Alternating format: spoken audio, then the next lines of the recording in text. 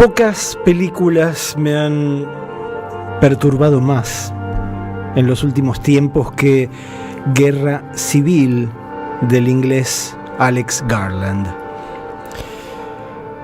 La película, que ya está disponible a través de HBO, se puede ver en las plataformas, produjo escozor también en los Estados Unidos, porque el conflicto que describe transcurre en ese país, en un futuro sin fecha establecida, sin fecha clara, pero muy, muy próximo.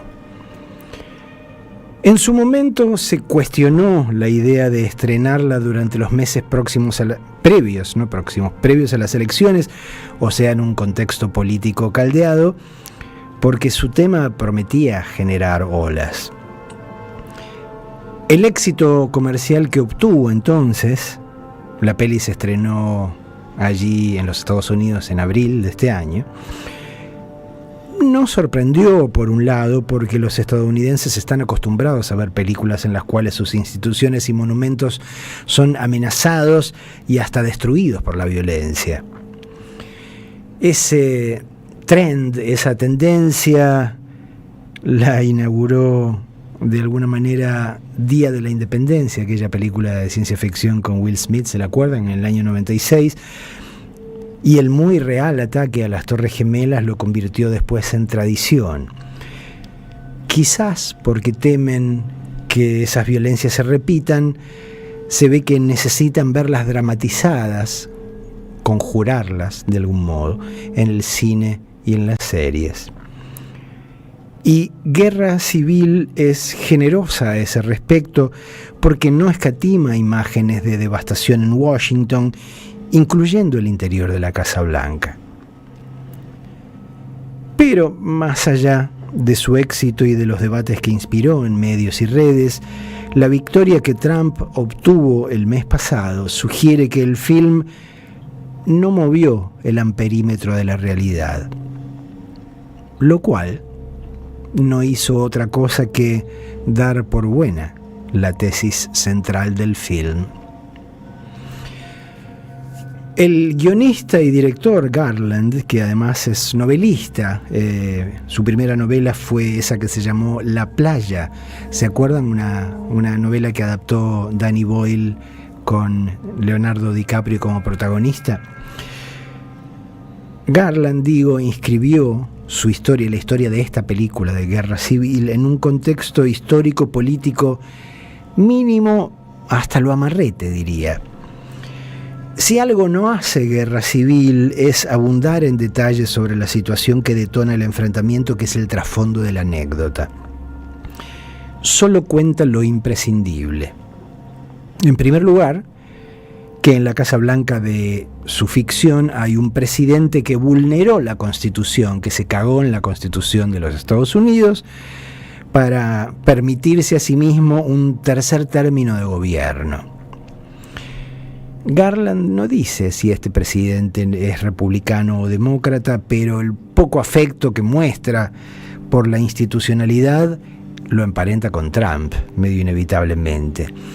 Del mismo modo funciona la tendencia de ese presidente a exagerar sus logros hasta el absurdo, como se lo ve hacer en los primeros minutos del film. Para los americanos del norte, esa desfachatez remite a Trump, inexorablemente. Para los americanos del sur extremo, sin embargo, el autobombo demencial hace pensar en Milei. En segundo lugar, el guionista y director establece que un par de estados de los Estados Unidos se rebelaron contra el abuso de poder de este presidente. Garland eligió como esos estados a dos lugares muy diferentes entre sí: el conservador Texas y la liberalísima California, precisamente para que los bandos del relato no coincidiesen con los existentes en la realidad. Esta alianza ficcional entre Texas y California, altamente improbable en nuestro mundo real, genera una entidad política y militar que el film llama Western Forces, WF, o sea, Fuerzas Occidentales. Al enfrentamiento que se da entonces entre el poder institucional de Washington, entre este presidente que se eterniza en el poder, y las Western Forces, se suma un tercer jugador, el estado de la Florida, que aspira a independizarse de esa nación original que ya no puede ni pronunciar su propio nombre sin que la ironía le revuelva las tripas. Con una estrechez de mirada notable, numerosas críticas de la prensa de los Estados Unidos le reprocharon a Garland que no fuese más obvio. Reclamaron que los bandos enfrentados en la ficción coincidiesen con los adversarios de la vida real, que fuese más claro el enfrentamiento entre republicanos versus demócratas, entre el país profundo, lo que acá llamaríamos el interior, versus las élites de ambas costas, este y oeste. Llegaron al extremo de sugerir que al artista le había faltado coraje, que debió haber sido más partisano, jugarse por uno de los equipos. Cuando, si ves la película, es ostensible que Garland prescindió a conciencia de los detalles sobre las causas y actores de la guerra y además ofuscó las banderías para que nadie confunda su relato con un panfleto partidario en favor de uno por encima del otro. No porque pretendiese una neutralidad estúpida. Lo que Garland pretendía como artista era otra cosa.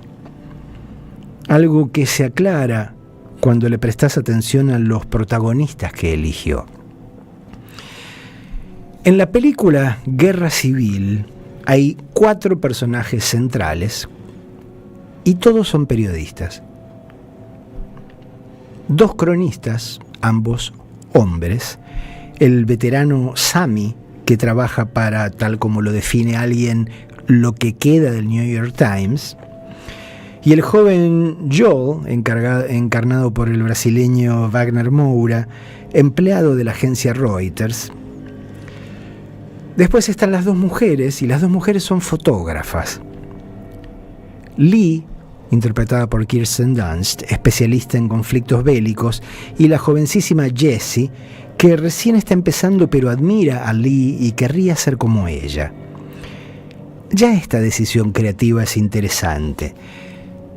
El masculino, género menguante, es aquel que se expresa a través de las palabras, y el femenino, género creciente, es el que se expresa mediante imágenes. Joel y Lee, el periodista de Reuters y la fotógrafa, son equipo y están lanzados a lo que Sammy define como una misión suicida. Pretenden manejar más de 800 millas hasta Washington, adentrándose en un territorio donde están matando a los miembros de la prensa por el simple hecho de serlo, para entrevistar al presidente, que lleva 14 meses sin hablar con un periodista, solo se expresa a través de mensajes en cadenas nacionales, antes de que su gobierno caiga ante las Western Forces. Sammy, el veterano, le pide a Joel y a Lee que lo dejen viajar con ellos, a sabiendas de que puede persuadirlos porque conoce a Lee desde hace décadas y entiende que la fotógrafa lo considera su mentor. Pero Jessie, la chica jovencita, se cuela en la travesía porque muy sagazmente apela al costado pajero de Joel, a quien le complace la idea de arrastrar consigo a una conquista potencial. Cuando Lee, la fotógrafa veterana, descubre que la piba está a bordo de la Ford Excursion, la camioneta vieja en la que piensan viajar, lista para partir con ellos, no oculta su contrariedad. En semejante circunstancia, una novata representa un peligro para sí misma y para todos sus compañeros. Pero ante el hecho consumado, Lee adopta con Jessie una actitud protectora y hasta tutorial. A partir de ese arranque, el relato de Garland funciona en 2 registros. El primero es universal. en tanto escapa de la coyuntura del presente para poner al espectador ante el espanto visceral que ahora y siempre supone estar en medio de una guerra. Y muy particularmente de una guerra civil. El enfrentamiento con un otro que hasta ayer era tu vecino, el tipo al que saludabas en el bondi, el mozo que te atendía cada mediodía. De acá se desprende una de las razones por las cuales a Garland no le interesa contar por qué se armó ese quilombo y quién es quién en la contienda. Una vez que se detonó la cosa, las razones políticas y las cuestiones de principios son lo de menos. Todo lo que importa es lo que te vas a ver obligado a hacer para sobrevivir y proteger a los tuyos, lo cual incluye, por cierto, la necesidad de dañar a otros para no ser dañado primero. Un aspecto que distingue a esta película, Guerra Civil, de Alex Garland, de la mayoría de los relatos bélicos que estamos acostumbrados a ver, es que cuenta la violencia como el estado natural del hombre. Excepción hecha de los que por H o por B no empuñan armas, los periodistas en primer lugar, pero también los ciudadanos que reclaman agua al comienzo de la película y los refugiados, las familias refugiadas en un campo deportivo.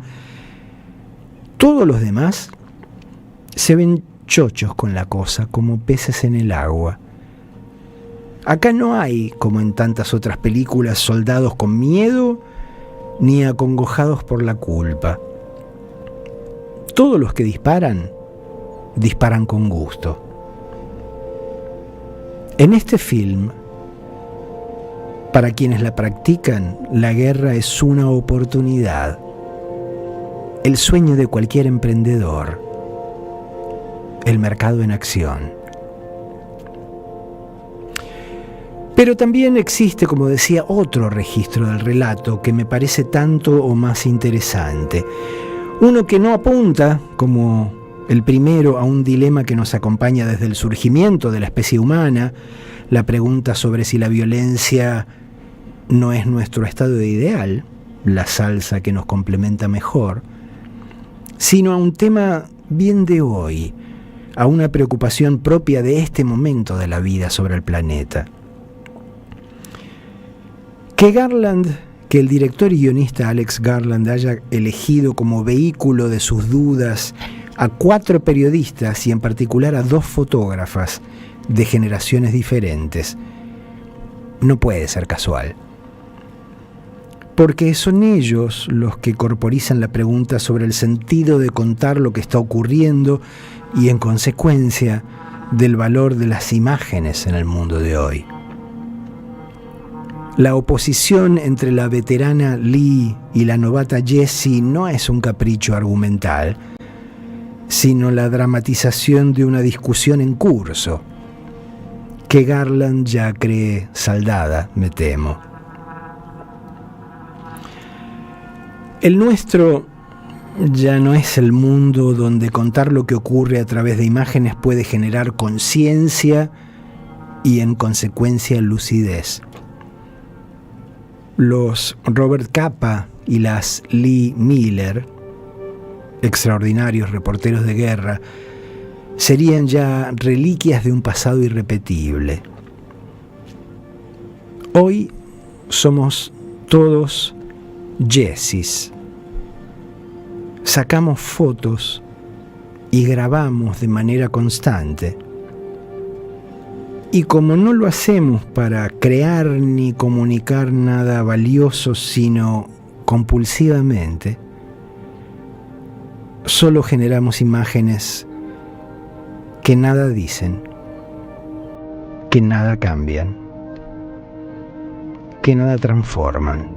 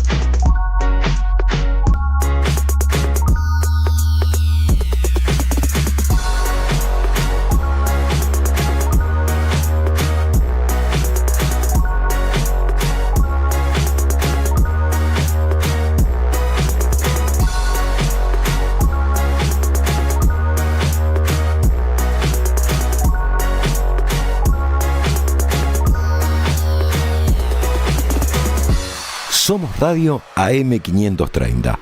Construimos comunidad. Buscamos la verdad siempre. Seguí a la Radio de las Madres por YouTube. Activá las notificaciones, dale like y suscríbete a nuestro canal. Somos Radio AM530. Construimos comunidad. Buscamos la verdad siempre.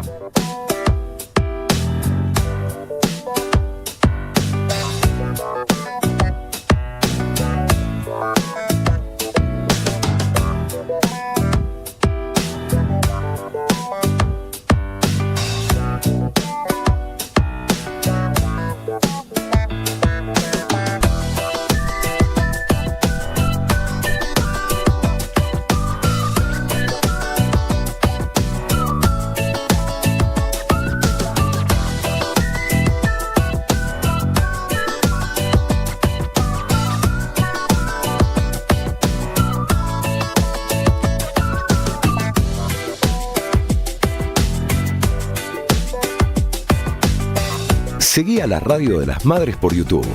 Activá las notificaciones, dale like y suscríbete a nuestro canal. Somos Radio AM530.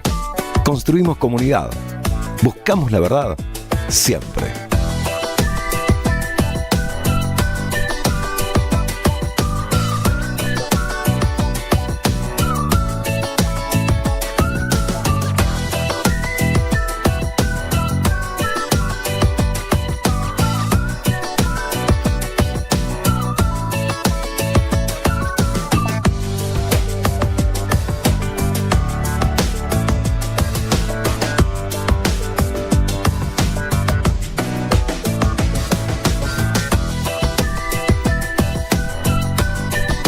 Somos Radio AM530. Construimos comunidad. Buscamos la verdad siempre.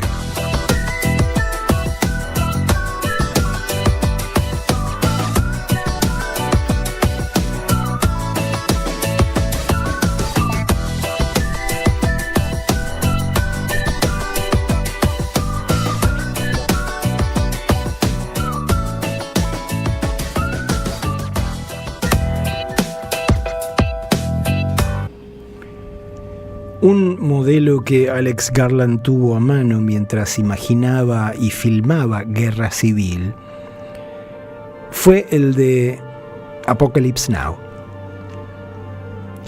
Ambas son lo que llamamos road movies, películas del camino, solo que en la de Coppola el camino es líquido porque se avanza a lomos de un río, mientras que en Guerra Civil se avanza, más literalmente, sobre asfalto.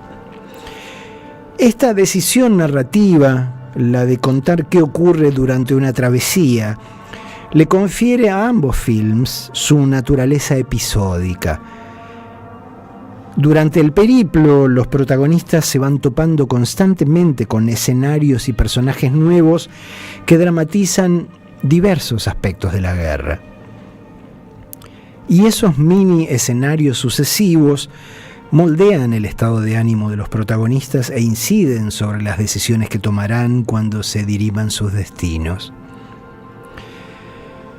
Las dos películas comparten también una actitud de extrañamiento ante la guerra.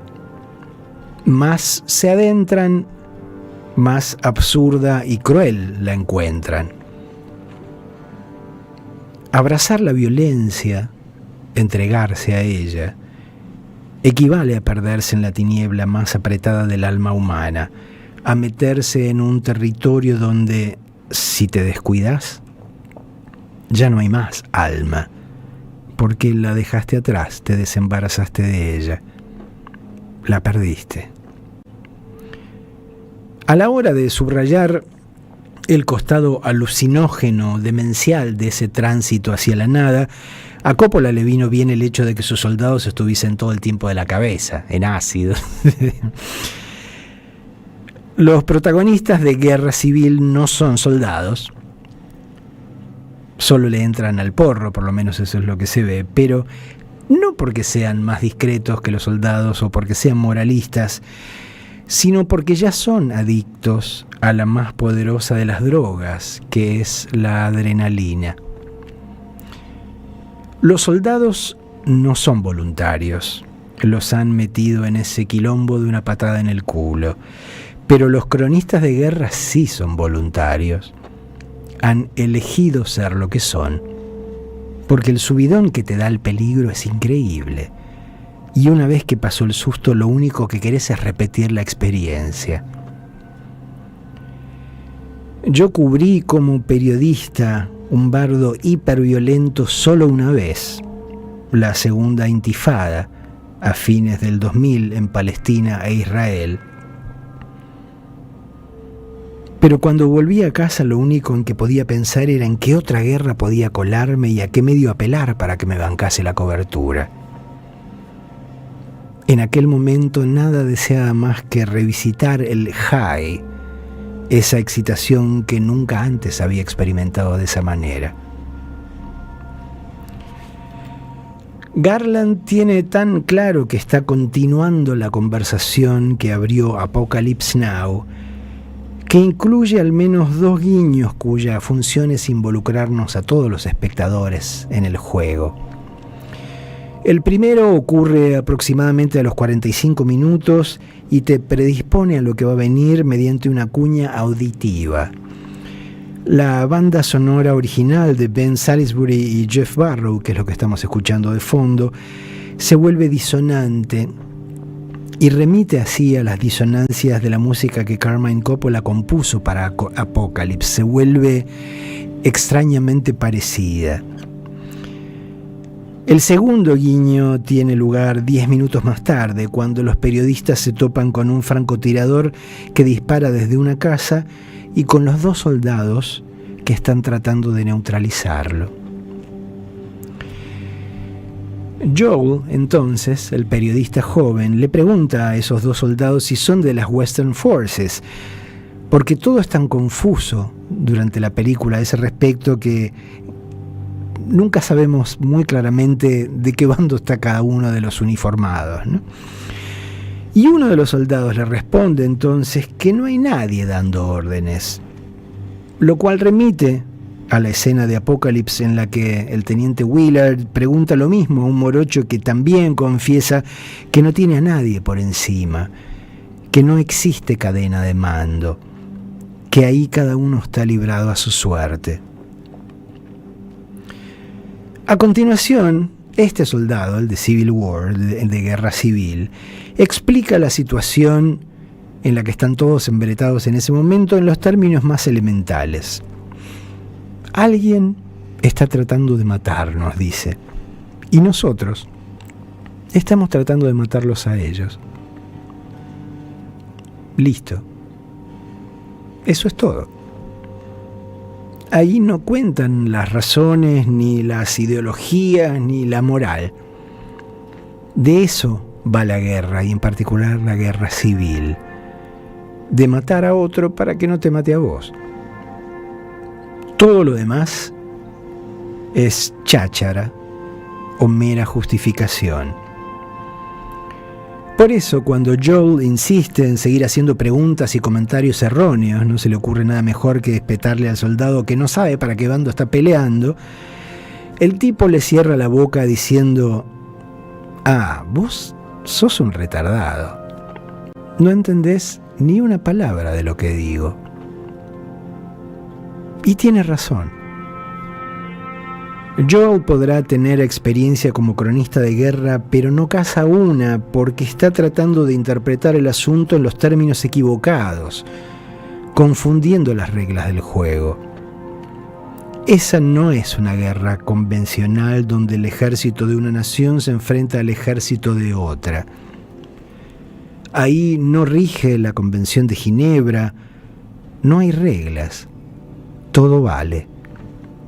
Se remata a heridos y se fusila a prisioneros sin prurito alguno. Un conflicto como este que Garland cuenta encarna el estadio superior de la guerra. Es una guerra total, de todos contra todos. Durante Vietnam podíamos enroscarnos en discusiones político-ideológicas, discutir las razones que los Estados Unidos exponían para justificar su invasión y enrostrarle su vocación imperialista. Pero en este mundo actual que Garland pinta, ¿escuchan ahí esa música? Esa música para mí es re parecida a la de Apocalypse Now. En este mundo que Garland pinta no hay debate político ideológico posible porque la guerra no responde a intereses nacionales, regionales o económicos, sino a una necesidad humana, a un deseo profundo y por lo tanto irrefrenable. Durante siglos el capitalismo ofreció la posibilidad de progreso económico para todo aquel que trabajase duro. Ahora que esa promesa se frustró y que todo el mundo está empantanado en la hondura del suburbio social que le tocó, lo único que puede marcar la diferencia es la guerra. Porque la única posibilidad de cambio real que asiste a la gente es la violencia. Trabajar ya no sirve de mucho, estudiar tampoco. Ser responsable y disciplinado aún menos. Si querés salir del pozo, la única que parece quedarte es comportarte como una bestia.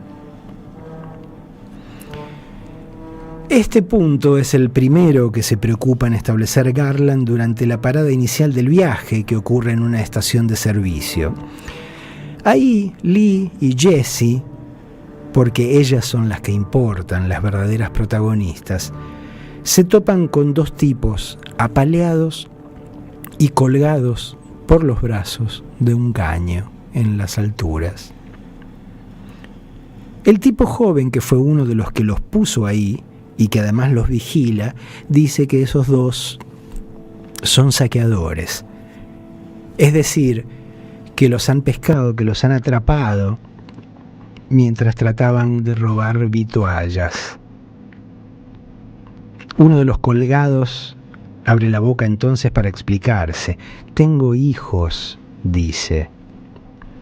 Bocas infantiles que alimentar en un contexto de bloqueo y escasez. ¿Acaso existe para un padre o una madre un imperativo más categórico que el de preservar a sus hijos? Pero al tipito que los tiene prisioneros a estos dos, eso le chupa un huevo. Lo que le importa, lo que visiblemente lo entusiasma, lo pone cachondo, es que su actual prisionero, uno de los tipos a los que tiene colgados ahí, era compañero suyo en la secundaria, época en la cual no le daba bola. Ahora, que está colgado y a merced de su voluntad, no tiene más remedio que darle bola. Ahora, como decía, está a su merced. ¿Y gracias a qué? A la guerra. El único mecanismo de ascenso social que estaba a su alcance. A esa clase de fratricidio estamos expuestos hoy. No a la guerra tradicional que tenía bandos definidos y admitía ciertas reglas, sino a la violencia desatada del todos contra todos, del vale todo, del sálvese quien pueda. Porque el fracaso del sistema capitalista no le dejó al tipo cualunque más herramienta de cambio que la crueldad y el salvajismo. Y la gente resentida es mucha, porque el capitalismo es una fábrica de frustraciones a escala mundial. Que todavía traten de convencerte de que esta situación de mierda puede beneficiarte, de que estar solo y sin recursos y sin defensa estatal representa una oportunidad para salir adelante, es prácticamente una confesión del fracaso definitivo del sistema. Lo que le están sugiriendo a la gente es que ahora puede abrirse paso en el mundo matando y jodiendo a quien quiera, como si eso fuese un avance, una superación,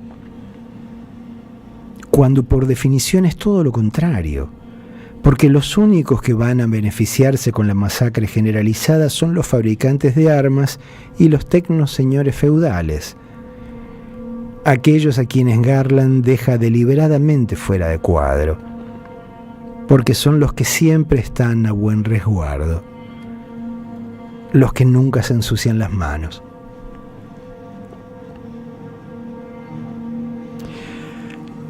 La verdad es que deberíamos exhibir esta película en todas partes, incluyendo escuela, porque habla muy claramente de los peligros que tenemos por delante.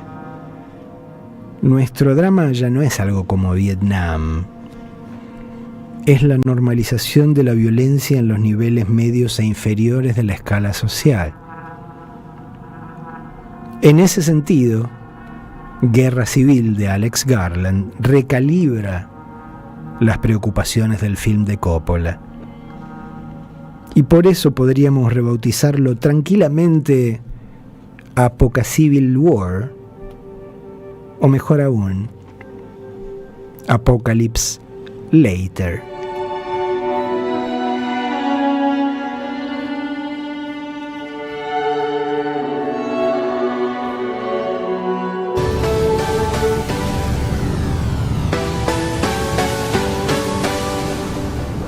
Somos Radio AM530.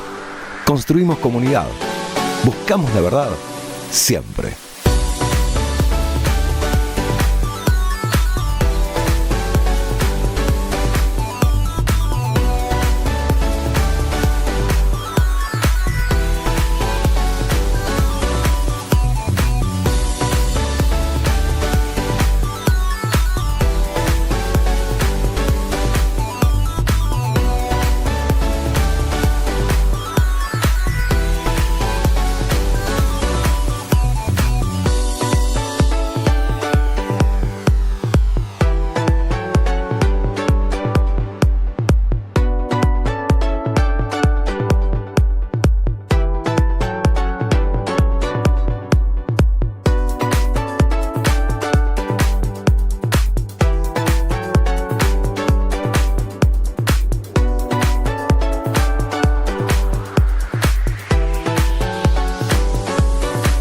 Seguí a la Radio de las Madres por YouTube, activa las notificaciones, dale like y suscríbete a nuestro canal.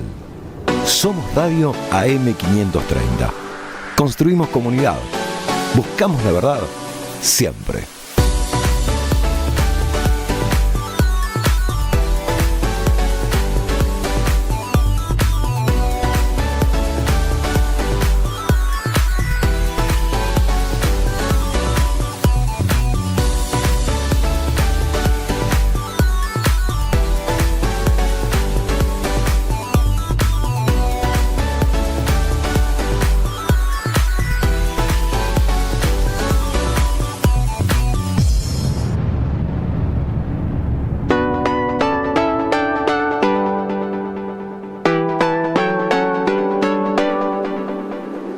Somos Radio AM530. Construimos comunidad. Buscamos la verdad siempre.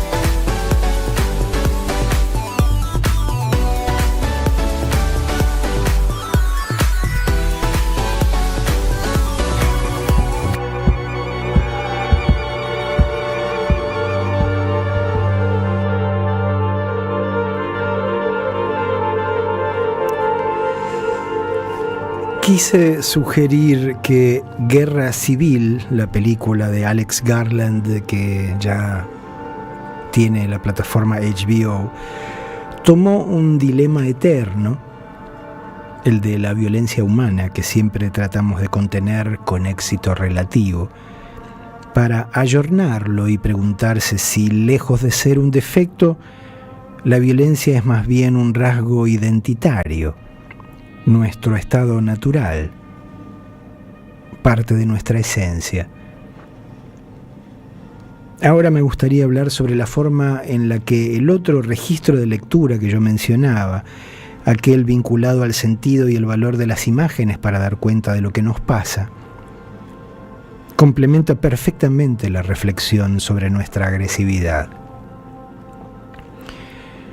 Garland elige contar una guerra no desde los combatientes, ni desde las víctimas civiles, sino desde los cronistas profesionales, aquellos que siempre trabajaron de referir lo que ocurre para que el pueblo esté informado y articule opinión y adopte una actitud ciudadana con conocimiento de causa. Tanto le importa a Garland el rol de los periodistas, que la mayoría de los diálogos que sostiene el cuarteto principal no se refiere a la circunstancia de la guerra ni a la actualidad política, sino a su propio trabajo, cómo hacerlo del mejor modo, cómo cuidarse, cómo sobrevivirlo sin enloquecer, y si sigue teniendo sentido llevarlo adelante. En un comienzo, este tipo de crónicas dependían tan solo de las palabras. Después se combinaron palabras e imágenes. Y hoy el peso de las imágenes es francamente superior. Lee, la fotógrafa veterana, es una mujer de 40 y pocos. La actriz Kirsten Dunst tiene 42, de hecho. Pero a pesar de esta relativa juventud, es la representante en la película de un tiempo que ya caducó, cuyas reglas ya no se aplican. Ella misma se lo explica a Sammy, a su mentor, a la media hora de película. Le dice que cada vez que ella enviaba a los Estados Unidos una foto que había obtenido en una guerra de otro país, lo hacía a modo de aviso. Era su forma de advertirle a sus compatriotas: no hagan esto. En consecuencia, la guerra que arrasa en el presente de la narración a su propia nación entraña además una suerte de fracaso personal, la demostración de que su esfuerzo, de que toda su vida profesional han sido en vano. Cuando Joel se suma a esta conversación entre Lee y Sammy, Sammy resume el dilema existencial de Lee de este modo. Ella, dice, ha perdido la fe en el poder del periodismo. ¿Cómo discutírselo, no? Está claro que lo que llamábamos periodismo ha perdido poder porque ya no afecta al público ni lo influye de la manera en que lo hacía. Hoy la mentira y la difamación mediatizadas son más poderosas que el periodismo honesto, si es que queda algo a lo que todavía podemos denominar así. Pero yo creo que el tema que la película propone es más grande, que lo que preocupa a Garland no es la obsolescencia de un formato informativo, sino nuestra relación con la representación, tanto la ficcional como la periodística. ¿Qué pasa hoy con el registro de lo real? ¿Qué clase de valor conserva o no? Internet y las redes sociales cambiaron nuestro modo de ser y existir en este planeta de tantas formas que la verdad que todavía es imposible evaluar sus consecuencias. Pero hay dos consecuencias que me interesan en el marco de esta disquisición porque tienen que ver con lo que la película de Garland me hizo pensar. En primer lugar, Internet consiguió que la palabra pública, que en el Ágora era patrimonio de los profesionales durante siglos, los escritores, los actores, los académicos, los periodistas, los filósofos, los científicos, los políticos, los abogados, quedase de repente en manos de todo el mundo. De la noche a la mañana, todos nos convertimos en comunicadores. No hay quien no escriba en estos tiempos y se exprese públicamente.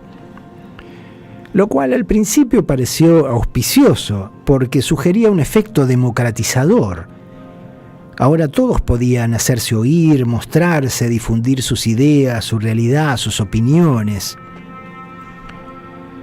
Pero el efecto más inmediato que produjo Internet, que produjeron las redes, fue de algún modo la disolución del saber, el extravío de la palabra jerarquizada por el estudio, la práctica, la reflexión y la creación artística, en el interminable océano de las palabras de todos y cada uno.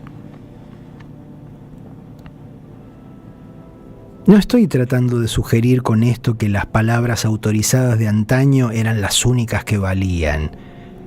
Ninguna época ha sido magra en materia de charlatanes y sofistas. Pero muy concretamente, muy prácticamente, si el más sabio de los hombres o la más sabia de las mujeres abre la boca para decir algo que considera crucial y en ese instante todo el mundo empieza a hablar al mismo tiempo, nadie va a oír a nadie más que no sea él mismo. La realidad nos demuestra hoy a diario que una de las consecuencias más graves de la cultura virtual es que, en términos discepolianos, se ha puesto la palabra del burro al nivel de la del gran profesor. Y con las imágenes pasó lo mismo o peor. Los celulares convirtieron a cada Cristo en un fotógrafo, en un cronista de lo que pasa por real. La gente, todos nosotros, retratamos y nos retratamos constantemente. Si no se deja testimonio gráfico de una circunstancia, es como si no hubiese existido. Si no sacaste fotos o grabaste, no podés probar, pero ante todo probarte que la has disfrutado, lo cual comprende desde un concierto hasta un polvo. Y ese mar de imágenes cotidianas, al que además aportan drones y cámaras de seguridad y satélites, nos permite decir hoy, por primera vez en la historia de la humanidad, que casi todo está a la vista. Mediante Google podés ver casi cada rincón del planeta en tiempo real. Pero verlo todo es casi lo mismo que no ver nada.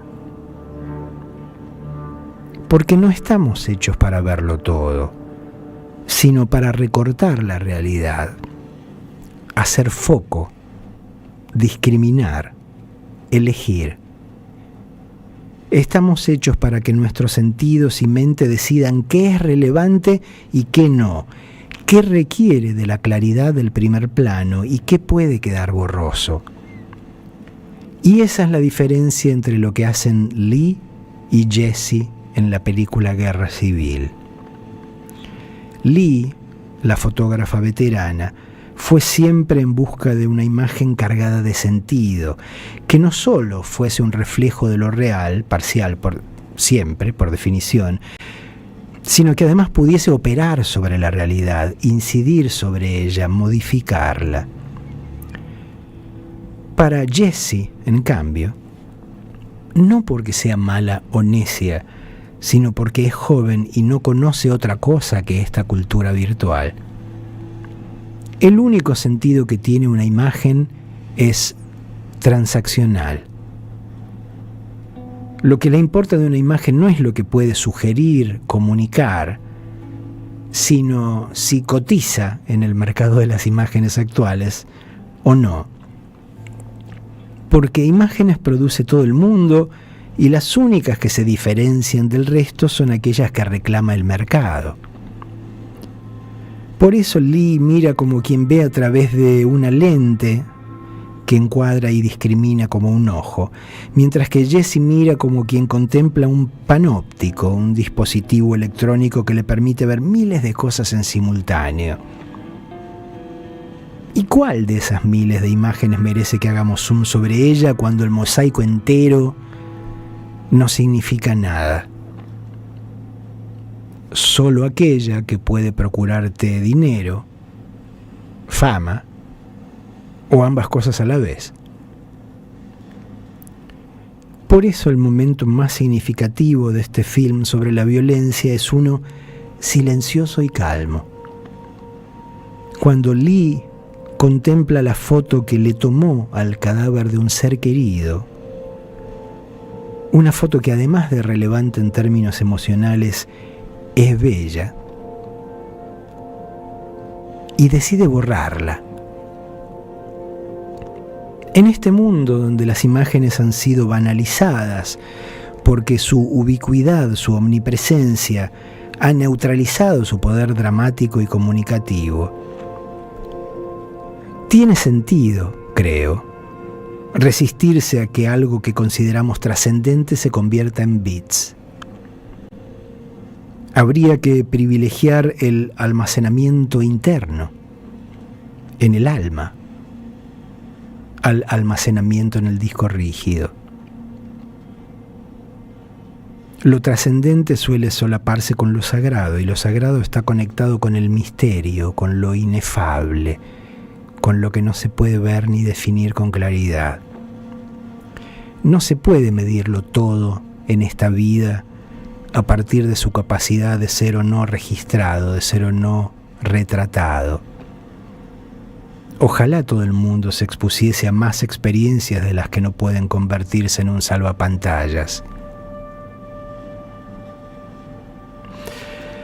Lo que Garland sugiere en la película Guerra Civil, o al menos eso creo, es que el proceso por el cual se ha venido despojando a las imágenes de su poder no es neutro, sino político, ideológico, a sabiendas, y que juega a favor de la guerra total y del dominio de los tecnoseñores feudales. En algún sentido, Guerra Civil es la primera película antibélica que te dice en tiempo real que sabe que no va a poder cambiar nada, ni a impedir violencia alguna. Que aunque te muestre atrocidades, eso no va a alterar el curso de colisión al que estamos lanzados, porque las imágenes ya no nos mueven un pelo, no conmueven, no llaman a la reflexión. La tecnología digital nos anestesió la mirada, y por eso lo que debería doler no duele nada. ¿No es esa una de las lecciones que deja Gaza? El primer genocidio de la historia que está siendo transmitido en directo y que ha difundido ya algunas de las imágenes más atroces que se hayan visto nunca, sin que, a pesar del año y pico ya transcurrido, ni el Estado de Israel ni sus habilitadores hayan sufrido una consecuencia política severa.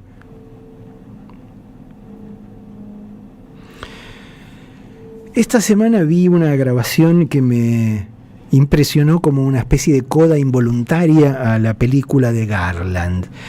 ¿Se enteraron? ¿Están al tanto del caso de este CEO de una aseguradora de salud que fue baleado hace días en pleno centro de Nueva York sobre la Sexta Avenida?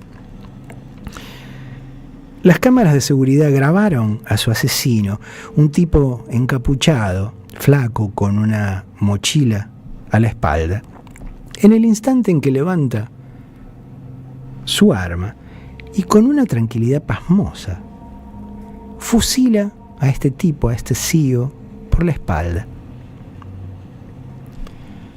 Lo primero que me llamó la atención fue la calma con la que el asesino actúa. Lo segundo que pensé fue que su tranquilidad se parecía a la mía en el acto de ser testigo de un homicidio.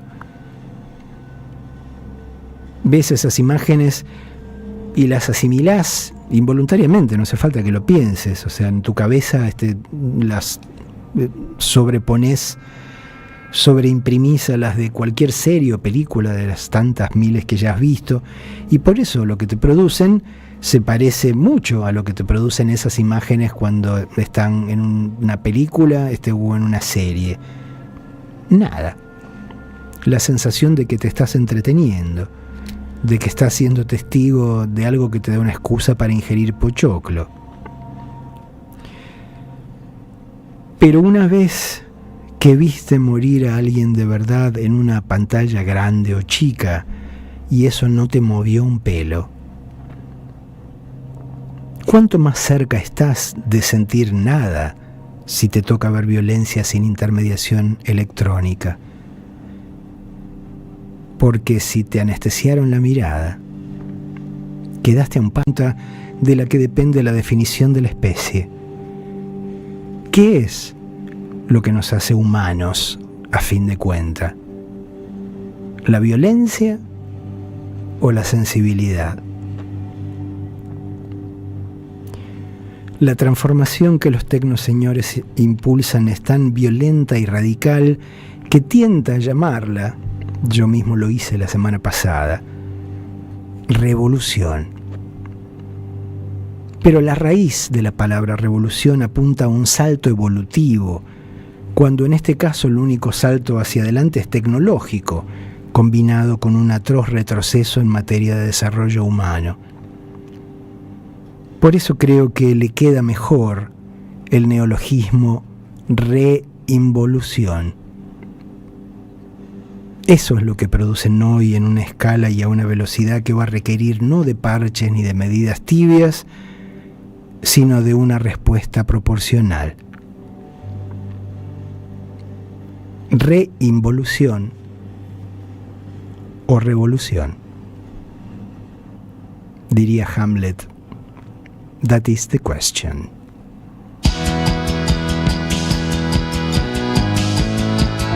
Y suscríbete a nuestro canal. Somos Radio AM530. Construimos comunidad. Buscamos la verdad.